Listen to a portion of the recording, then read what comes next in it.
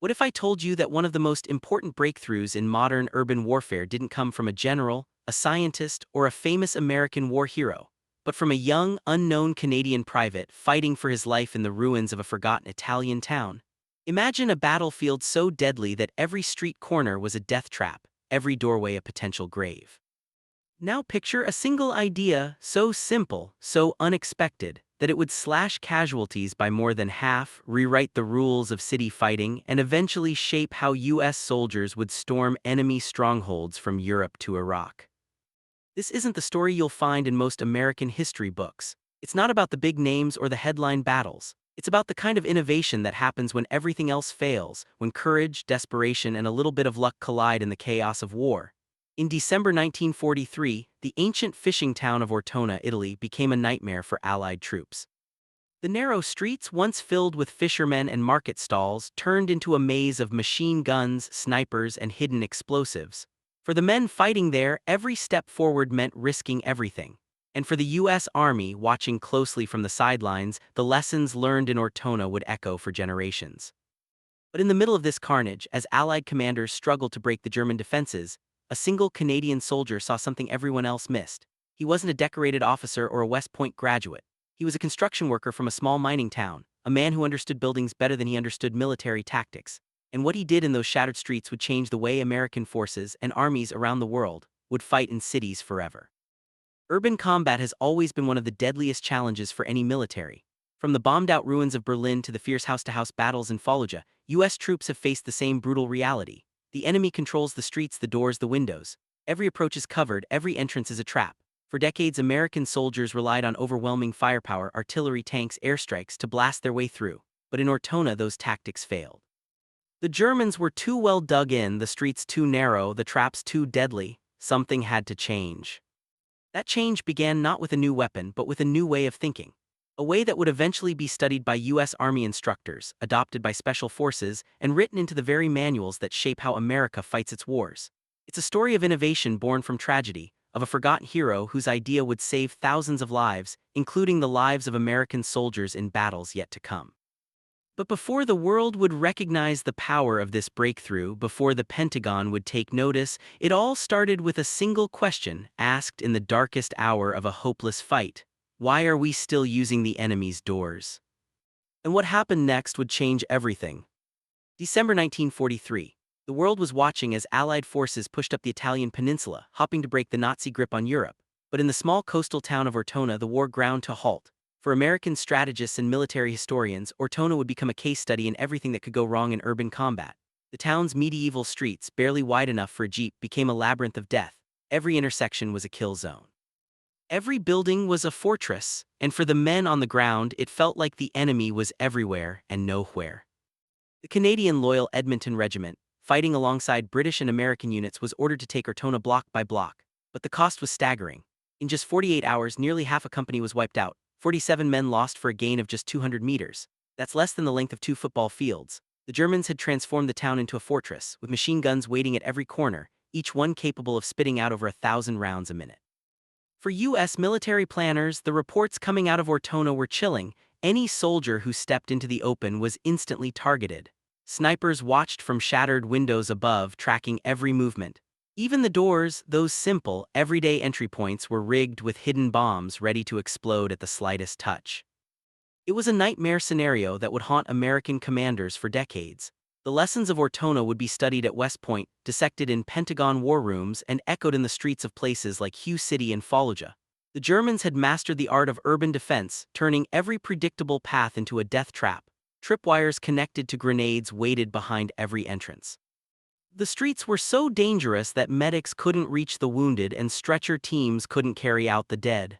The men were trapped, forced to fight for every inch, knowing that the next step could be their last. On one grim morning, a platoon tried to cross the main street. They barely made it 30 feet before 3 German machine guns opened up at once. The sound was deafening, like 100 hammers on steel. In just 12 seconds, 7 men were down. The survivors crawled back through mud and blood, dragging their wounded with them. 3 bodies were left behind in the street, unreachable, a grim reminder of what happened to anyone who tried to move in the open. For American observers, Ortona was a warning. This is what happens when the enemy controls the city. This is what happens when you fight on their terms, using their doors, their streets, their rules. The US Army would later face the same brutal reality in cities across Europe and decades later in the Middle East.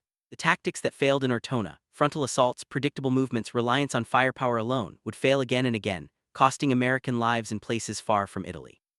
But in those desperate days, the men on the ground had no choice. They followed the training they'd been given, the same doctrines taught to American and Allied soldiers alike: clear buildings from the ground floor up, use the streets, trust the methods that had worked in open country. But Ortona was different. The enemy had anticipated every move. The result was a slaughterhouse, one that would force a new way of thinking, a new kind of innovation. And as the casualties mounted, as hope faded and commanders argued over what to do next, one soldier began to see the problem from a different angle. He wasn't a general or a strategist. He was just a private, watching his friends die in doorways and streets, wondering if there was another way. What he would do next would not only change the battle for Ortona, it would change the future of urban warfare for the US military and every army that followed. But before that breakthrough, the nightmare had to reach its breaking point. In every American war story, there's a moment when the fight becomes personal, when the mission isn't just about orders or strategy but about the faces beside you. For Tommy McIntyre, that moment came on a cold December morning in Ortona, as the battle raged and hope seemed to vanish with every burst of gunfire. Tommy wasn't a career soldier or a decorated officer. He was a 24-year-old private from Drumheller, Alberta, a small mining town that could have been anywhere in the American Midwest. His father and grandfather had spent their lives underground, digging coal, surviving on grit and hard work.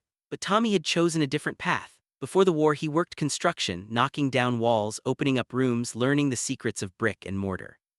He was the kind of guy you'd find on a job site in Chicago or Detroit: quiet, reliable, the one everyone trusted to get the job done right.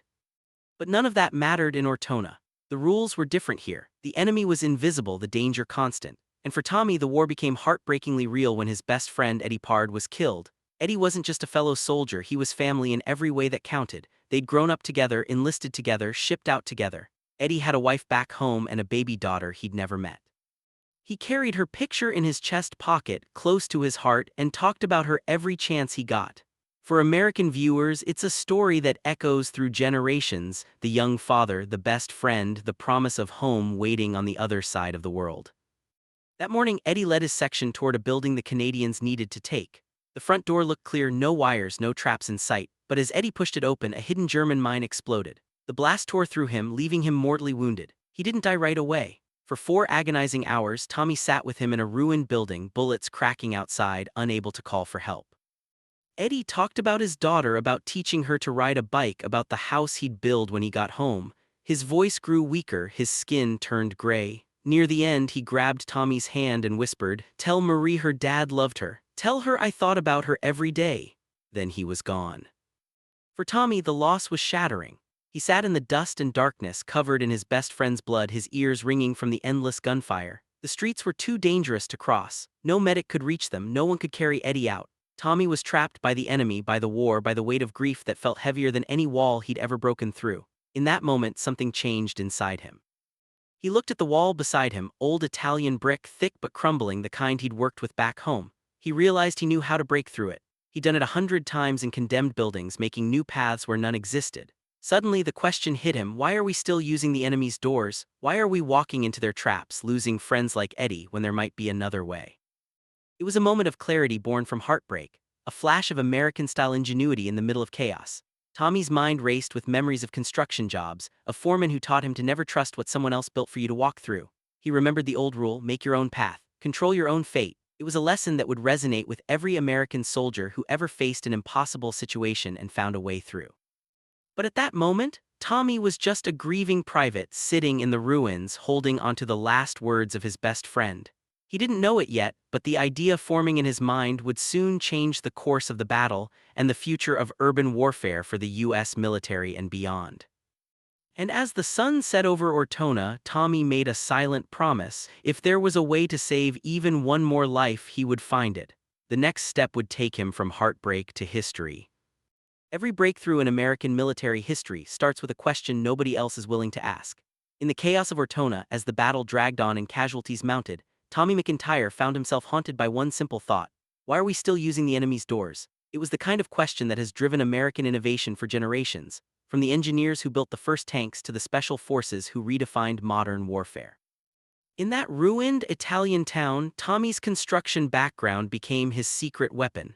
He knew walls. He knew how to read them, how to break them, how to turn obstacles into opportunities, and now, with nothing left to lose, he was ready to break every rule in the book.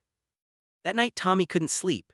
He lay in the rubble, staring at the ceiling, replaying every lesson he'd learned back home. He remembered a job in 1939 turning an old hotel into apartments. The doors had been blocked, maybe even booby-trapped. His foreman, a tough, no-nonsense Swede, had drilled one lesson into him: never trust what someone else built for you to walk through, you make your own path. Those words echoed in Tommy's mind as he pulled out a scrap of cardboard and started sketching by candlelight. The problem was clear: streets and doors were death traps. The Germans expected the Allies to come through predictable places. The solution was just as clear: move through buildings by breaking through the walls. Never use a door or window the enemy had prepared. Attack from angles no one expected. For American military thinkers, this was the kind of outside-the-box solution that would later define U.S. special operations.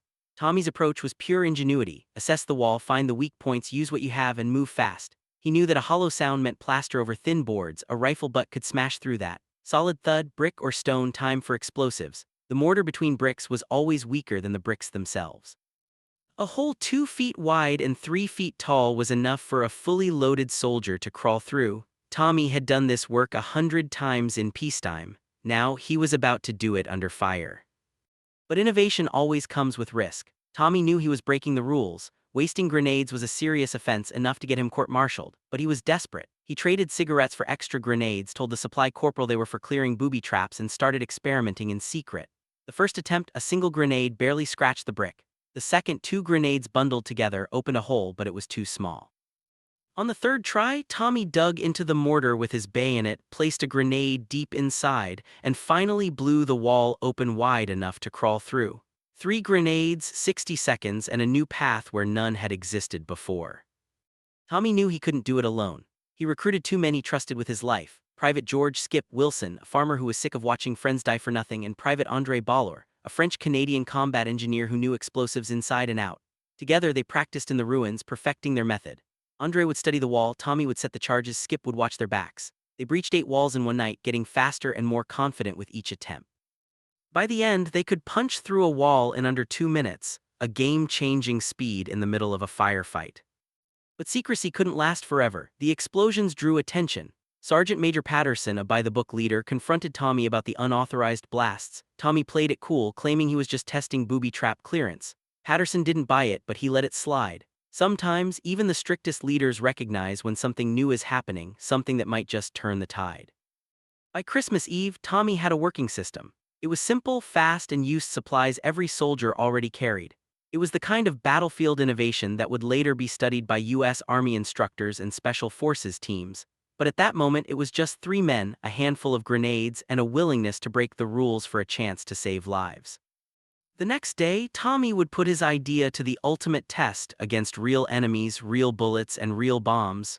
If it worked, it could change everything. If it failed, it would be just another forgotten experiment in the chaos of war. But in the American tradition of never backing down from a challenge, Tommy was ready to risk it all. The stage was set for a breakthrough that would echo through military history and shape the way U.S. forces would fight in every city from Europe to the Middle East. Christmas Eve, 1943. The air in Ortona was thick with smoke and fear. For the Allied troops, every sunrise brought another day of brutal, close-quarters combat. American military observers watching from the sidelines knew that what happened here could shape the future of urban warfare. The Germans had turned every building into a fortress, every street into a shooting gallery. The cost in lives was staggering. But on this day, something different was about to happen. Something that would rewrite the rules of city fighting and inspire U.S. Army tacticians for decades to come. Tommy McIntyre and his small team, Skip and André, stood in a battered Canadian-held building, staring at a wall that separated them from a German stronghold. On the other side, machine gunners had already killed 6 Allied soldiers in just 2 days. The plan was simple but risky. Don't use the doors, don't use the windows, don't play by the enemy's rules. Instead, they would make their own path straight through the wall. It was a move that would later be echoed by American Special Operations units from Vietnam to Iraq, but here, it was pure desperation and raw ingenuity. The wall was old, thick, and cold to the touch, classic medieval Italian construction. André, the explosives expert, studied the mortar, whispering that it would blow if they used enough grenades. 6 grenades placed in a triangle pattern would do the trick. Tommy's heart pounded as he pressed his ear to the stone, hearing the muffled voices of German soldiers on the other side. The tension was electric. Every American soldier who's ever waited for the order to go knows that feeling, the split second before chaos erupts. They set the charges, took cover, and Tommy counted down with his fingers. The explosion was deafening, shaking the entire building and filling the air with dust and flying debris. For a moment nothing was visible but gray clouds. Then as the dust settled, a jagged hole appeared 2 feet wide, 3 feet tall, just as planned. Through the breach, Tommy could see the stunned German defenders, caught completely off guard. He hurled a grenade through the opening, the blast echoing in the confined space. Before the smoke cleared, Tommy and his team stormed through, weapons ready. In just 12 seconds, the room was theirs. The next 55 minutes were a blur of action. Tommy's team moved from room to room, never using a door, never giving the enemy a chance to predict their attack. They breached 6 walls, killed 8 German soldiers, and captured 3 more men, so shocked by the sudden assault that they surrendered without firing a shot. They destroyed a machine gun nest and discovered 2 doors rigged with deadly booby traps. The final tally: 0 Allied casualties, not a single man lost. For the first time in days, the Canadians and their American observers saw a way to win without paying in blood. When the dust settled, the officers were in disbelief. Sergeant Mitchell, who had given Tommy the green light, found the team on the 3rd floor standing at the windows the Germans had used for sniping just an hour before.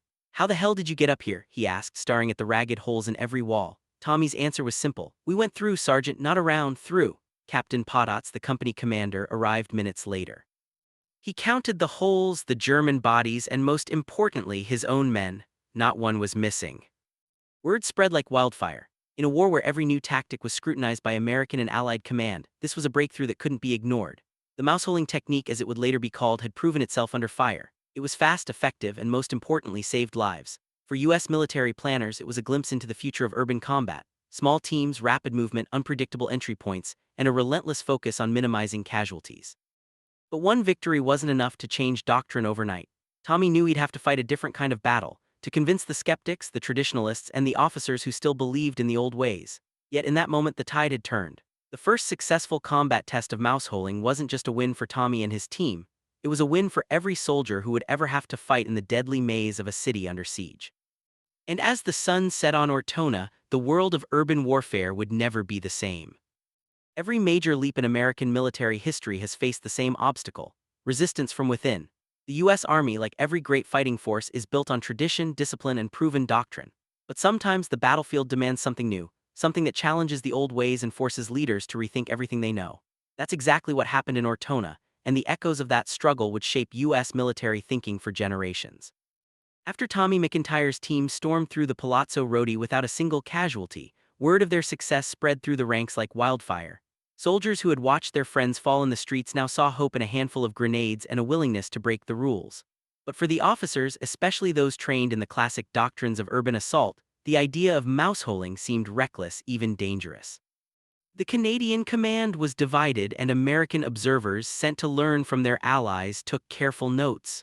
Some saw genius, others saw a threat to order and control. Captain Potts, the company commander, was exhausted and desperate for answers. When Tommy approached him with a proposal to teach the wall-breaching method to the entire regiment, Potts listened, but he wasn't convinced. He raised the same concerns that would later echo in U.S. Army war colleges. What about supplies? Grenades were limited, and if every squad started blowing holes in every wall, they'd run out in days. What about safety? Breaching the wrong wall could bring a building down on your own men. And above all, what about doctrine? The manuals written by experts and tested in battle didn't mention anything like this.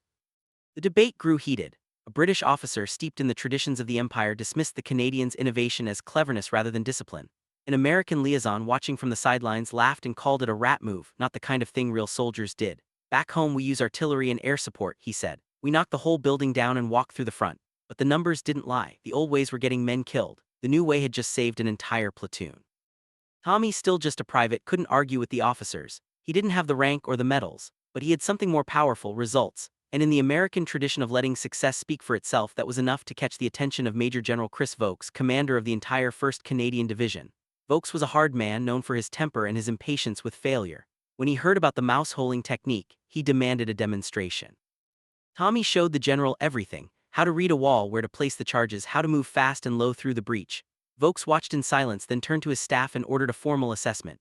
"If this works," he said, "I want every company in the division trained on it by the end of the week." For the first time, the weight of command shifted in Tommy's favor. The skeptics were overruled by the one thing that matters most in war: saving lives. Within days, the technique spread like wildfire. Platoon sergeants lined up to learn the method. Companies that had suffered heavy losses now cleared buildings with minimal casualties. Even the British and American observers, once dismissive, began requesting briefings. The U.S. Army, always hungry for new tactics that could give its soldiers an edge, took notice. Reports were sent back to Washington, and the seeds of a new doctrine were planted. But the fight wasn't over. Some officers still doubted. Some worried about the risks, the noise, the possibility that the enemy would adapt. And they were right, the Germans did adapt, building barricades and listening for the sounds of breaching. But the lesson was clear: innovation on the battlefield is never easy and acceptance is always reluctant. Yet when the stakes are highest and American lives are on the line, the best ideas have a way of breaking through. Tommy's mouseholing technique was no longer just a desperate experiment. It was a revolution in urban warfare, one that would soon be studied, refined, and adopted by the U.S. military for battles yet to come. And as the dust settled in Ortona, a new chapter in American military history was about to begin. In every chapter of American military history, the story of victory is really the story of adaptation. The U.S. Army has always thrived on its ability to learn, improvise, and overcome, turning setbacks into stepping stones and enemy innovations into opportunities. The battle for Ortona was no different. As Tommy McIntyre's mouseholing technique spread through the ranks, the Germans were quick to notice and even quicker to adapt. But what happened next would become a blueprint for U.S. forces facing urban warfare from the streets of Europe to the cities of Iraq. The Germans, masters of defense, began to change their tactics almost overnight. They started barricading interior walls with furniture, sandbags, and barbed wire, hoping to block the Canadians' new approach. They listened for the telltale sounds of drilling and explosives, repositioning their machine guns to cover not just doors and windows but the very walls themselves. For American military planners, this was a preview of the cat-and-mouse game that would define urban combat for decades. Every innovation met with a counter, every tactic answered by a new defense. But the Canadians and their American observers weren't about to be outmaneuvered. Tommy and his team responded with the same spirit of relentless innovation that has always defined U.S. special operations. Instead of breaching a single wall, they began preparing multiple breach points at once. The first explosion would draw enemy fire and attention, while the real assault came through a second or third hole, catching defenders off guard. It was a tactic that would later be echoed by American Rangers and Marines in cities like Fallujah and Mosul, using deception, speed, and surprise to keep the enemy guessing.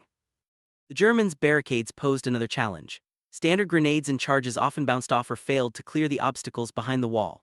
That's when André Baller, the team's combat engineer, improvised a shaped charge using plastic explosives packed into a tin can, a direct ancestor of the breaching charges now standard in U.S. Army and Marine Corps urban operations.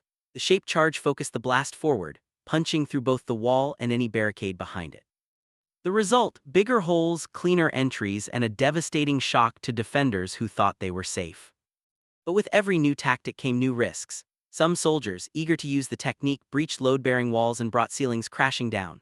Tommy quickly developed a training program, teaching men how to read a building, identifying which walls could be breached safely and which ones held up the roof. This focus on training and preparation would become a hallmark of American urban warfare doctrine, where every soldier is taught not just to fight, but to think like an engineer. The impact was immediate and dramatic. Companies that had suffered heavy losses now cleared buildings in record time with minimal casualties. The technique spread beyond the loyal Edmonton Regiment, adopted by other Canadian units and soon studied by British and American observers. The U.S. Army, always on the lookout for battlefield innovations, began incorporating mouseholing into its own training manuals. Special operations units from the Green Berets to Delta Force would later refine and expand on these methods, making them a core part of their urban assault playbook. The ripple effect didn't stop there. Allied engineers started carrying extra explosives specifically for wall breaching. Scout teams learned to assess building construction before every operation. Anti-tank weapons were sometimes repurposed as breaching tools, their warheads detonating against walls instead of enemy armor. The Germans, recognizing the power of the new tactic, began using it themselves, proof that the best ideas on the battlefield know no borders. For American soldiers, the lessons of Ortona became part of a living tradition. Adapt, innovate, and never fight the enemy on his terms. The mouseholing technique, born from desperation and refined through relentless trial and error, became a symbol of what makes the U.S. military so effective in the world's toughest environments. It's not just about firepower or numbers, it's about the willingness to change, to learn, and to overcome any obstacle, no matter how daunting. And as the battle for Ortona drew to a close, the world of urban warfare had been changed forever, setting the stage for the next generation of American warriors to take the fight into the heart of the city on their own terms. Every American breakthrough on the battlefield comes with a price, a hidden cost that rarely makes it into the history books. For every new tactic that saves lives, there's a soldier who pays in sweat, blood, and sleepless nights. Tommy McIntyre's mouseholing technique would go on to shape U.S. Army doctrine and save countless American lives in cities from Europe to the Middle East. But for Tommy and the men who pioneered this revolution in urban warfare, the cost was deeply personal and, in many ways, invisible. As the mouseholing method spread, Tommy became the unofficial instructor for the entire regiment. He taught the technique to every new replacement, drilling them on how to read walls, place charges, and move fast through the breach. Young soldiers, some barely old enough to shave, learned to trust his judgment, knowing that his lessons could mean the difference between life and death. For American viewers, it's a story that echoes through generations. The quiet leader, the mentor, the one who carries the burden so others can come home. But war doesn't care about innovation or good intentions. The losses kept coming. Tommy watched as his closest friends, Andre, the engineer who helped perfect the shape charge, and Skip, the steady-handed farmer who covered every breach, were both taken by the relentless violence of the front. Andre lost his legs to a hidden tripwire. Skip was killed instantly by a mortar round while protecting his team. Each loss was a gut punch, a reminder that even the best ideas can't save everyone. Tommy himself wasn't spared. During a high-stakes breach near the Sino River, a faulty detonator sent shrapnel tearing into his arm and face. He spent weeks in a field hospital, his hearing permanently damaged, his hands scarred by burns. But the physical wounds were only part of the story. Like so many American veterans, Tommy carried the war home with him, in nightmares, in sudden flinches at loud noises, in the memories of friends lost and battles survived. Today we call it PTSD. Back then it was just called nerves or shell shock or something you didn't talk about. Recognition was slow to come. The Army gave Tommy a mention in dispatches, a small bronze oak leaf, the lowest form of official acknowledgement. No medals, no parades, no headlines. The officers who might have recommended him for higher honors were gone, scattered by the chaos of war. The idea he had risked everything to develop was now credited to the regiment, the division, the Army as a whole. In the U.S. military, as in every great institution, the biggest breakthroughs often become anonymous, belonging to everyone and, in the end, to no one. After the war, Tommy returned home, but nothing felt the same. The buildings in his hometown looked smaller, their walls no longer just structures but reminders of everything he'd learned and lost. He couldn't go back to demolition work, the sound of explosions sent his heart racing. Instead, he found quiet work at a lumber yard, trying to build a life far from the memories of Ortona. Like so many American veterans, he struggled with the invisible wounds of war, turning to alcohol for a time before finally finding peace in family and routine. His story is the story of countless unsung American heroes, men and women whose innovations changed the course of history, but whose names are rarely remembered. Tommy's mouseholing technique became standard practice for U.S. forces in every major urban battle that followed, from the ruins of Berlin to the streets of Fallujah. Yet for decades, his name was missing from the manuals, the documentaries, the official histories. But the true measure of a hero isn't found in medals or monuments. It's found in the lives saved, the lessons passed down, and the quiet courage to do what's right, even when no one is watching. Tommy McIntyre's legacy lives on in every American soldier who learns to make their own path, to question the rules, and to fight for the man beside them. And as the world moved on from Ortona, the hidden cost of innovation remained, a silent tribute to those who dared to change the game and paid the price so others wouldn't have to. The true test of any battlefield innovation is whether it stands the test of time, and whether it shapes the way America fights its wars. Tommy McIntyre's mouseholing technique, born in the rubble of Ortona, did more than just save lives in one desperate battle. It sparked a revolution in urban warfare that would ripple through the U.S. Army, the Marine Corps, and allied militaries around the world for generations. In the months after Ortona, American military observers sent detailed reports back to Washington. They described how Canadian troops, using Tommy's method, slashed casualty rates and cleared fortified positions in record time. The U.S. Army's training command took notice. By early 1944, American instructors were quietly incorporating mouseholing into their own urban combat courses. Tactical manuals were updated, and new recruits learned to read walls, place charges, and move through buildings with the same speed and surprise that had stunned the Germans in Italy. The impact was immediate. When U.S. forces stormed the beaches of Normandy and pushed into the towns of France, they brought with them the lessons of Ortona. In the brutal house-to-house fighting that followed, American squads used interior breaching to outflank enemy positions, avoid deadly kill zones, and keep casualties to a minimum. The same tactics would later be seen in the Pacific, as Marines fought through the shattered cities of Okinawa and Manila. But the legacy didn't stop with World War II. As the Cold War heated up, American Special Operations Units, Green Berets, Rangers, and later Delta Force, refined and expanded on the mouseholing technique. In Vietnam, U.S. troops used explosive breaching to clear enemy bunkers and urban strongholds, adapting Tommy's principles to the dense, unpredictable terrain of Southeast Asia. The lessons of Ortona became part of the DNA of American urban warfare, passed down from one generation of soldiers to the next. The global influence was just as profound. Allied armies across Europe and the Pacific adopted the technique, and even adversaries took notice. Israeli defense forces used walking through walls tactics in Jerusalem and later in counter-terror operations. British and Australian units developed their own breaching kits, modeled on the Canadian and American experience. In the 21st century, as U.S. Marines fought their way through Fallujah and Army Rangers cleared compounds in Afghanistan, the core idea remained unchanged. Control your entry, deny the enemy the advantage, and never walk through a door someone else has prepared for you. Today, mouseholing is a standard part of U.S. Army and Marine Corps urban operations training. Every American soldier who trains for close-quarters battle learns the principles first developed by a Canadian private in a bombed-out Italian town. The technique has been refined with new technology, breaching charges, ballistic shields, thermal imaging, but the heart of the method remains the same: innovation, adaptability, and the relentless drive to protect your team. Yet for decades, Tommy McIntyre's name was missing from the official histories. His idea belonged to everyone and no one, a silent legacy carried forward by every American who ever kicked in a wall or led a squad through the chaos of urban combat. It wasn't until years later, when military historians began to dig deeper, that Tommy's story finally came to light. Veterans who had learned from him spoke up, and his contribution was quietly recognized in documentaries, regimental citations, and the memories of those who survived because of his courage. The story of mouseholing is more than just a tale of tactics. It's a testament to the American spirit of innovation, the willingness to question the rules, and the belief that one person's idea can change the world. From the ruins of Ortona to the streets of Baghdad, Tommy's legacy lives on in every U.S. soldier who refuses to accept the status quo and dares to make their own path.